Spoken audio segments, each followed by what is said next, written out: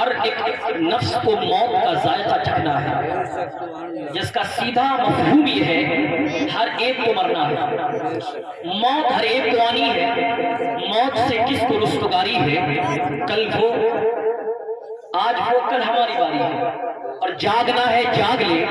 افلاک کے سائے تلے، حشر تک سونا پڑے گا خواب کے سائے تلے۔ اور علامہ کافی نے لکھا تھا کوئی گل باقی رہے گا نہ چمن رہ جائے گا، کوئی گل باقی رہے گا نہ چمن رہ جائے گا، پر رسول اللہ کا دین حسن رہ جائے گا۔ اور جو پڑھے گا صاحب لولاک پر دل سے درود، آگ سے محفوظ اس کا تن بدن رہ جائے گا۔ اللہ رب العالمین ایک مقام پر ارشاد فرماتا ہے اینما تکونوا یدرککم الموت ولو کنتم فی بروج مشیدہ،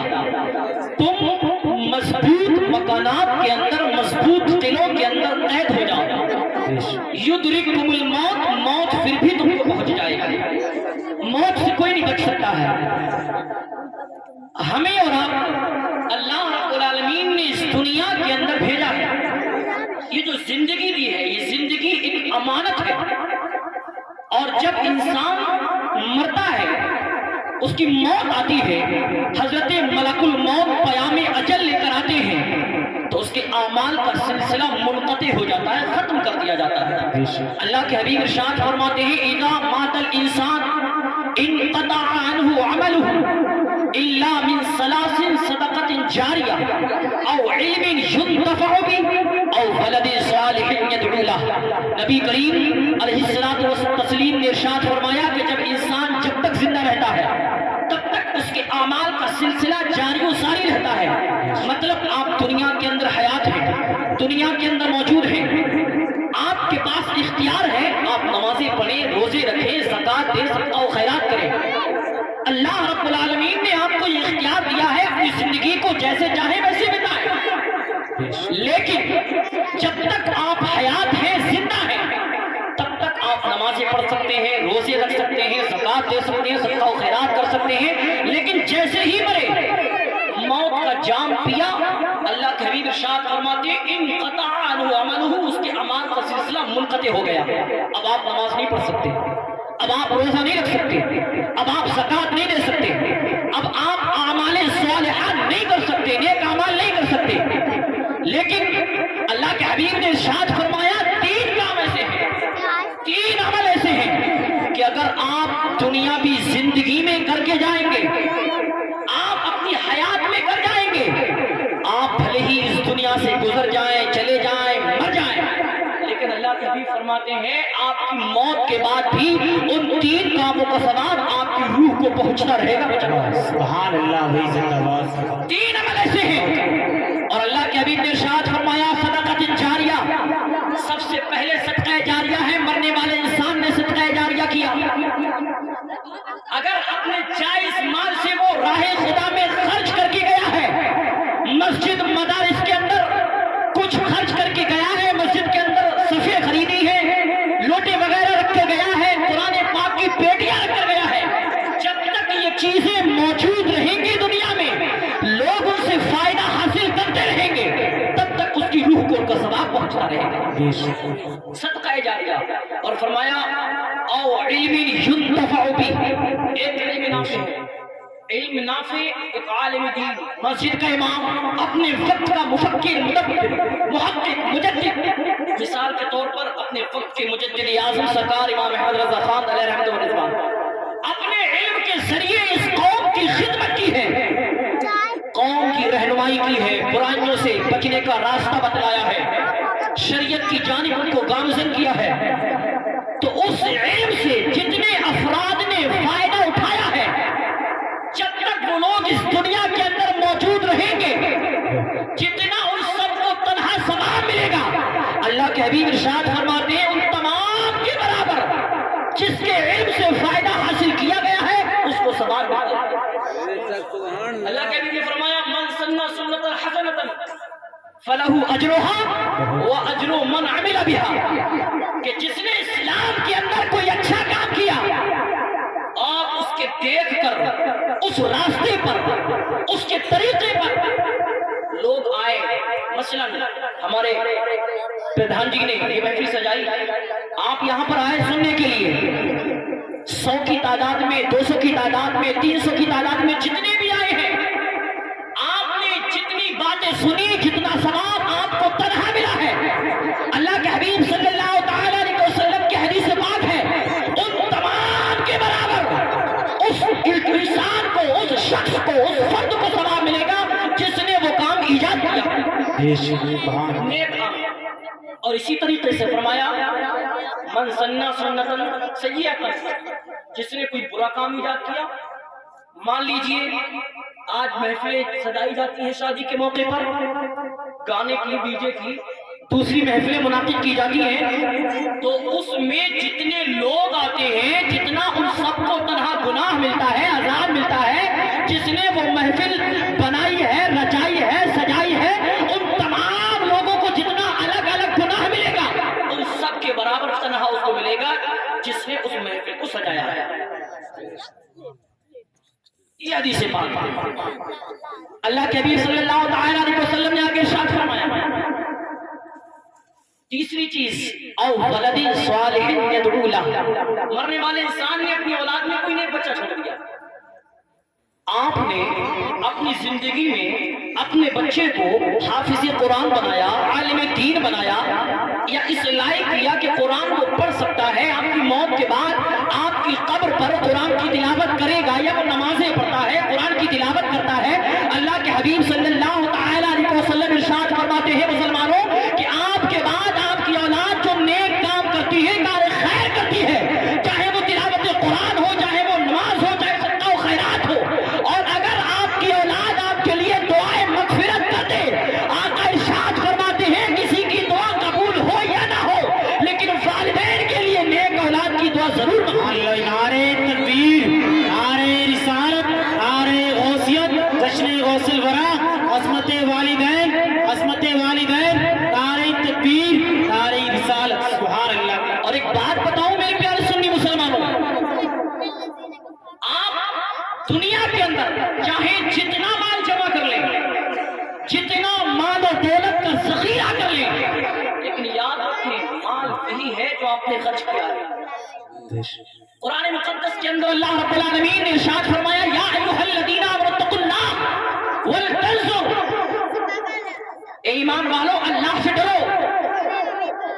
اور ہر شخص کو چاہیے کہ وہ غور کرے ما قدمت لغد، کہ اس نے کل کے لیے کیا بھیجا ہے۔ آپ موت کے بعد قبر میں جا رہے ہیں، حشر کے میدان میں پہنچنا ہے آپ کو، اللہ رب العالمین نے فرمایا یا ایھا الذین آمنوا اتقوا اللہ، اے ایمان والو اللہ سے ڈرو، ولتنظر، اور ہر ایک شخص کو چاہیے کہ وہ کل کے لیے کیا تیاری کر رہا ہے۔ آپ قبر میں جائیں گے، قبر کی کوئی تیاری کی ہے یا نہیں کی ہے؟ حشر کے میدان میں جائیں گے، کیا تیاری کر کے جا رہے ہیں؟ اللہ رب العالمین نے قرآن مقدس کے اندر پہلے ہی اعلان فرما دیا ہے، ہر نفس کو چاہیے کہ وہ غور و فکر کرے۔ اب آپ تصور کریں، ایک انسان نے دنیا کے اندر مال کمایا، جائیداد کمائی، مال کا انبار لگایا، بینک بیلنس بنایا، اے ٹی ایم بھرے، الگ الگ بینک اکاؤنٹ بنائے، بے شمار ذخیرہ اکٹھا کیا، لیکن جیسے ہی مرا اس کا مال ختم۔ اب اس کا نہیں ہوا، اب تو اس کے وارثین جو ہیں وہ اس پر قابض ہو گئے، اب وہ وارثین کا ہو گیا۔ لیکن ایک حدیث پاک سنو، اللہ کے حبیب صلی اللہ تعالیٰ علیہ وسلم ارشاد فرماتے ہیں کہ کل قیامت کے دن کوئی بھی انسان 5 چیزوں کے سوال کا جواب دیے بغیر اپنی جگہ سے ہل نہیں سکتا، کوئی بھی انسان۔ اللہ کے حبیب نے فرمایا وعن عمرہ فیما افناہ، اس کی عمر کے بارے میں پوچھا جائے گا، عمر کہاں فنا کر کے آیا۔ وعن شبابہ فیما ابتلاہ، اس کی جوانی کے بارے میں پوچھا جائے گا، جوانی کہاں ختم کر کے آیا۔ یا سمجھ میں یہ نہیں آیا، جب اللہ رب العالمین نے اللہ کے حبیب نے فرمایا کہ اس کی عمر کے بارے میں سوال کیا جائے گا، عمر کہاں گزار کے آیا ہے، تو اس عمر کے اندر جوانی بھی تو شامل تھی۔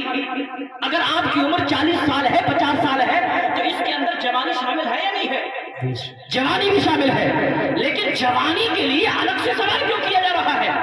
اور شباب ہی فیما ابتلاہ، اس لیے کہ جوانی بہت اہمیت کی حامل ہے، بہت مہتوپورن ہے، بہت ویری امپورٹنٹ ہے۔ جوانی جب کیونکہ جوانی کا وہ وقت ہوتا ہے کہ انسان جوانی کے عالم میں گناہ کرنے کی طاقت و قوت بھی رکھتا ہے، گناہ کرتے ہوئے اس کو مزہ بھی آتا ہے، دنیا کے اندر دل لگا رہتا ہے، دنیا میں زندگی گزارتے ہوئے مزہ آتا ہے۔ اور ایسے عالم میں اگر کوئی گناہ چھوڑ دے تو ایک اور حدیث پاک اللہ کے حبیب صلی اللہ تعالیٰ علیہ وسلم ارشاد فرماتے ہیں کل قیامت کے دن جب کسی چیز کا سایہ نہ ہوگا سوائے عرش اعظم کے، عرش کے سائے کے سوا جب کسی چیز کا سایہ نہ ہوگا، اللہ کے حبیب فرماتے ہیں 7 قسم کے لوگ ہیں کہ اللہ رب العالمین اس میدان میں 7 قسم کے لوگوں کو اپنے عرش کے سائے میں جگہ عنایت فرمائے گا۔ ایک وہ ورجل قلبہ معلق فی المساجد، ایک وہ نوجوان کہ جس کا دل ہمیشہ مسجد میں لٹکا رہتا ہے، یعنی فجر پڑھی دل کے اندر خیال ہے ظہر پڑھنی ہے، ظہر پڑھی دل کے اندر خیال ہے عصر پڑھنی ہے، عصر پڑھی دل کے اندر خیال ہے مغرب بھی پڑھنی ہے، عشاء بھی پڑھنی ہے۔ اللہ کے حبیب فرماتے ہیں ورجل قلبہ معلق فی المساجد، جس نوجوان کا دل مسجد میں لٹکا رہتا ہو کل قیامت کے دن اللہ رب العالمین اس کو عرش کے سائے میں جگہ دے۔ ورجل دعته ذات منصب وحسن وجمال فقال اني اخاف الله، ایک وہ نوجوان کہ جس کو ایک حسن کی شہزادی، حسن کی پری، ایک خوبصورت لڑکی دوشیزہ گناہ کی دعوتیں دے، دعوتیں گناہ دے، اور گناہ کرنے پر قادر بھی ہے، وہ کوئی معنی موجود نہیں، اور وہ صرف اتنا کہہ دے فقال انی اخاف اللہ، میں اللہ سے ڈرتا ہوں۔ آقا ارشاد فرماتے ہیں ایسے نوجوان کو کل قیامت کے دن اللہ رب العالمین اس کے سائے میں جگہ دے گا۔ سبحان اللہ سبحان اللہ۔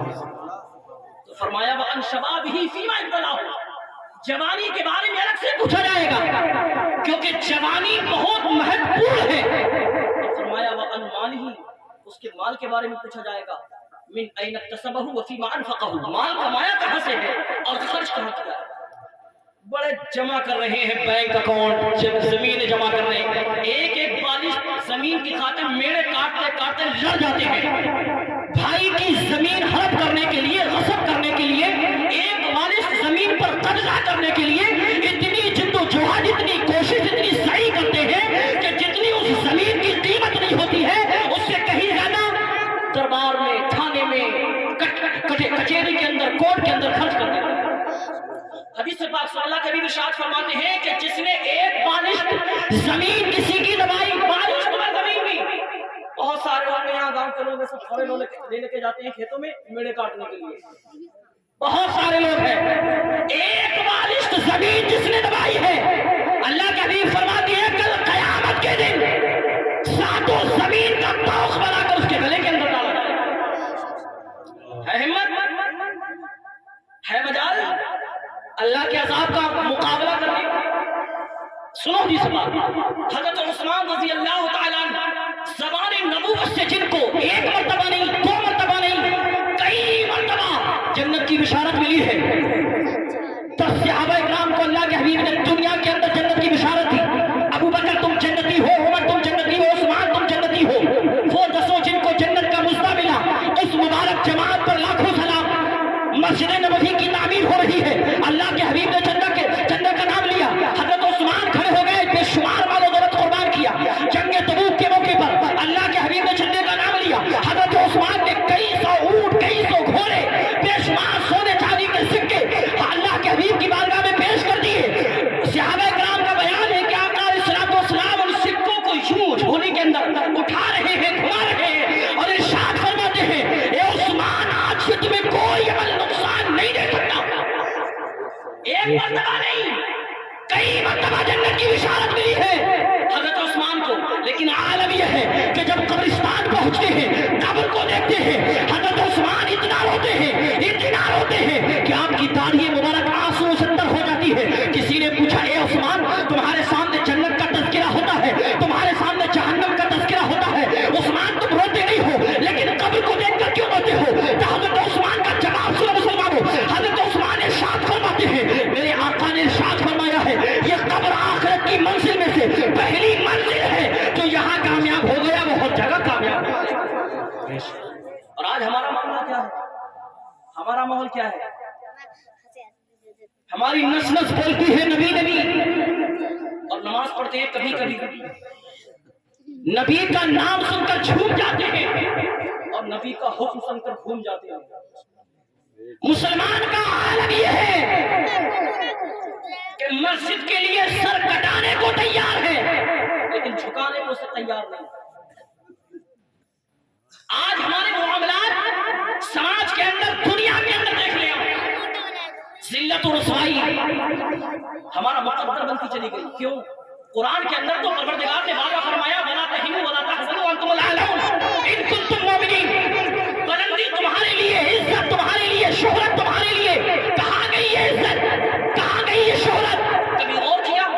قرآن تو وہ ہے جس کے بارے میں ڈاکٹر اقبال نے کہا تھا ہے قول محمد قول خدا. فرمان نہ بدلا جائے گا، بدلے گا زمانہ لاکھ مگر قرآن نہ بدلا جائے گا. اللہ وہی زندہ باد زندہ باد. بہت قرآن تو نہیں بدلا گیا لیکن ہمارے اعمال بدل گئے، ہمارا کردار بدل گیا، ہمارا اخلاق بدل گیا. ہم وہ مسلمان نہ رہے کہ جن کی زبان کے اندر پروردگار نے وہ تاثیر دیکھی کہ جن کے قرآن کو سن کر اغیار کلمہ پڑھ لیا کرتے تھے، جن کے بارے میں شاعر نے کہا تھا کہ سن سن کے صحابہ کی باتیں کفار مسلمان ہوتے تھے، پھر میرے نبی اکرم کی گفتار کا عالم کیا. اللہ وہی زندہ باد. یہ ہمارا معاملہ. اب آپ کو بتاؤں میں بچے جو بول رہے ہیں خاموش ہو جائیں، جانا مجھے سمجھائیں، میں کسی کو روک نہیں رہا ہوں. اور میری کوشش یہ ہے ایک پیغام آپ کو دینا چاہتا ہوں میں. درود پاک پڑھیں اللہم صلی علی سیدنا مولانا محمد وعلی آل سیدنا مولانا محمد وبارک وسلم صلو علیہ الصلوۃ والسلام علیک یا رسول اللہ صلی اللہ تعالی علیہ وسلم. میں نے آیت کریمہ پڑھی ان الذین یؤذون اللہ ورسولہ لعنهم اللہ فی الدنیا والآخرہ واعد لهم عذابا مہینا. ایک بات یاد رکھنا مسلمان، دل پر لکھ کر لے کر جانا میری یہ بات کوئی عام بات نہیں بتلا رہا. اللہ پاک نے قرآن مقدس کے اندر فرمایا ان الذین یؤذون اللہ ورسولہ، بے شک وہ لوگ جو اللہ اس کے رسول کو تکلیف دیتے ہیں، لعنهم اللہ فی الدنیا والآخرہ، ان پر دنیا اور آخرت میں اللہ کی لعنت ہے. واعد لهم عذابا مہینا، اور اللہ رب العالمین نے ایسے لوگوں کے لیے رسوائی کا عذاب تیار کر رکھا ہے، ذلت کا عذاب تیار کر رکھا ہے اللہ رب العالمین نے. اب میں آپ کو دور حاضر کے اعتبار سے بتاؤں. پہلے میں نبی کریم صلی اللہ تعالی علیہ وسلم کی ذات ہے کیا، اس کے تعلق سے تھوڑی گفتگو، پھر وسیع وسیع ملعون، اور دور حاضر میں سب سے بڑا فتنہ فتنہ ارتداد، اس کا حکم. درود پاک پڑھیں اللہم صلی علی سیدنا مولانا محمد صلی اللہ تعالی علیہ وسلم. نبی پاک صلی اللہ تعالی علیہ وسلم کی ذات مبارکہ، دنیا کے سب سے پہلے انسان کا نام ہے حضرت آدم. مچل کر بولو سبحان اللہ، اور محبت سے بولو یا رسول اللہ. اب بھی نہیں بولیں گے. دنیا کے سب سے پہلے انسان کا نام ہے حضرت آدم. آدم کے بیٹے شیش، شیش کے بیٹے یانس، یانس کے بیٹے قینان، قینان کے بیٹے میلائیل، میلائیل کے بیٹے بیارت، بیارت کے بیٹے ادریس، ادریس کے بیٹے متبشر، متبشر کے بیٹے نمک نیک نام، نمک نیک نام کے بیٹے نوح، نوح کے بیٹے سام، سام کے بیٹے زلحاد، زلحاد کے بیٹے شالح، شالح کے بیٹے حابل، حابل کے بیٹے داتا، داتا کے بیٹے راوا، راوا کے بیٹے سرود، سرود کے بیٹے ناحور، ناحور کے بیٹے تعرخ، تعرخ کے بیٹے، تعرخ کے بیٹے ابراہیم خلیل اللہ، ابراہیم خلیل اللہ کے بیٹے اسماعیل ذبیح اللہ، اسماعیل کے بیٹے قیدار، قیدار کے بیٹے عباد، عباد کے بیٹے حمل، حمل کے بیٹے ثابت، ثابت کے بیٹے سلمہ، سلمہ کے بیٹے الحیسہ، الحیسہ کے بیٹے الیسا، الیسا کے بیٹے عود، عود کے بیٹے ابا، ابا کے بیٹے عدنان، عدنان کے بیٹے معاذ، معاذ کے بیٹے نزار، نزار کے بیٹے مضر، مضر کے بیٹے الیاس، الیاس کے بیٹے مدرکہ، مدرکہ کے بیٹے خزیمہ، خزیمہ کے بیٹے کنانہ، کنانہ کے بیٹے نظر، نظر کے بیٹے مالک، مالک کے بیٹے فہر، فہر کے بیٹے غالب، غالب کے بیٹے لوئی، لوئی کے بیٹے کعب، کعب کے بیٹے مرہ، مرہ کے بیٹے کلاب، کلاب کے بیٹے قصی، قصی کے بیٹے عبد مناف، عبد مناف کے بیٹے ہاشم، ہاشم کے بیٹے عبد المطلب، سرکار کے دادا سبحان اللہ وہی زندہ باد. ہاشم کے بیٹے عبد المطلب، عبد المطلب کے بیٹے عبداللہ، اور عبداللہ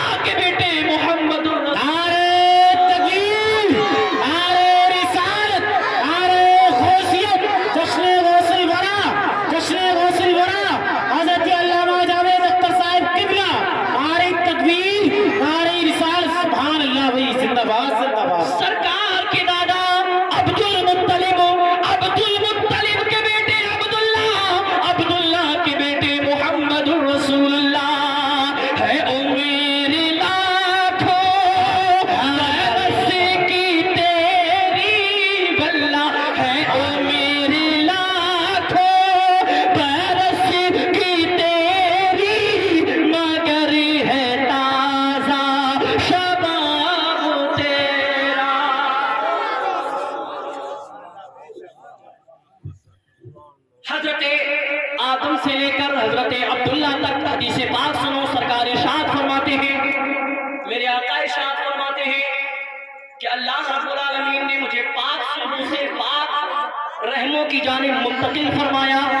یعنی حضرت آدم سے لے کر حضرت عبداللہ تک میرے والدین میں, میرے باپ حضرت عبداللہ سے حضرت آدم تک, اور میری ماں حضرت آمنہ سے حضرت حوا رضی اللہ تعالیٰ عنہ تک, آپ ارشاد فرماتے ہیں میرے والدین پاک رشتوں سے, پاک صلبوں سے پاک رحموں کی جانب منتقل ہو کر آئے ہیں. سبحان اللہ. یعنی زمانہ جاہلیت کی زندگی میں آقا ارشاد فرماتے ہیں میرے والدین میں سے کوئی بھی ملوث نہیں ہوا. اللہ کے حبیب نے صرف اپنی گارنٹی نہیں دی, بلکہ اپنے والد محترم حضرت عبداللہ سے حضرت آدم تک ہر ایک کی گارنٹی دے دی. کوئی ایک بھی زمانے جاہلیت کی گندگی میں ملوث نہیں ہوا, ہر ایک کی گارنٹی دی. حضرت عبداللہ سے حضرت آدم تک نبی کریم صلی اللہ تعالی علیہ وسلم کی شان